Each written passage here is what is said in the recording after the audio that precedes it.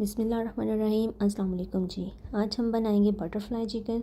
بہت ہی زبردست بنتا ہے۔ آپ اسے ایز اے اسنیک یوز کر سکتے ہیں، کسی بھی پارٹی میں استعمال کر سکتے ہیں، ایز اے ڈنر استعمال کر سکتے ہیں۔ تو 1/4 کپ ہم نے پانی لیا ہے، جس میں تھوڑا سا ہلدی ڈال لینا ہے، جو کہ ایک بہت ہی اچھا کلر دے گا۔ 2 ٹیبل اسپون کارن فلور کا ڈالیں گے، تھوڑی سی اجوائن اور 1 ٹی اسپون کالی مرچ کا ڈالنا ہے اور اچھے سے مکس کر لینا ہے۔ آلو بھی آپ نے بالکل اس طرح سلائسز میں کٹ کر لینے ہیں اور اچھے سے مکس کریں گے۔ جو مکسچر ہمارا ہے وہ بالکل بھی تھک نہیں ہونا چاہیے، بالکل اس طرح پتلا سا مکسچر ہونا چاہیے۔ بس اچھے سے مکس کیا اور یہ جو آلو کٹ کیے ہوئے ہیں سارے اس میں ڈبو دیں گے، بالکل اس طرح سے۔ یہاں پر ہم نے ٹوتھ پکس لے لی ہیں اور یہ میرینیٹڈ چکن ہے، جو کہ مسالے میں نے اوپر مینشن کر دیے ہیں۔ بالکل اس طرح سے آلو کے اوپر آپ نے چکن رکھنا ہے اور ٹوتھ پک کی مدد سے اس کو اٹیچ کر دینا ہے۔ یہ دیکھیں بالکل اس طرح سے۔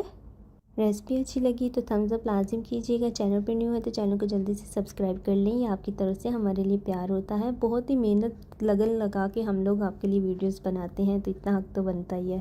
تو بس یہ اس طرح سے چکن کو اٹیچ کیا، آئل کو ہم نے اچھے سے گرم کر لیا تھا۔ 1 بائی 1 کر کے بس چکن اسی طرح سے ڈالتے جائیں۔ 1 سے 2 منٹ کے بعد آپ نے سائڈ کو چینج کر لینا ہے، بالکل اس طرح سے۔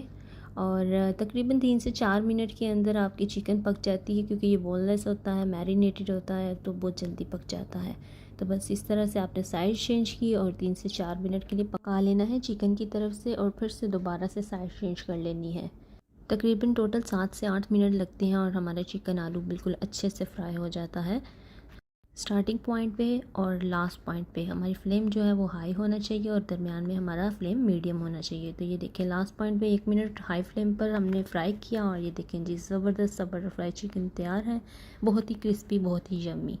تو انجوائے کیجیے، تھینک یو۔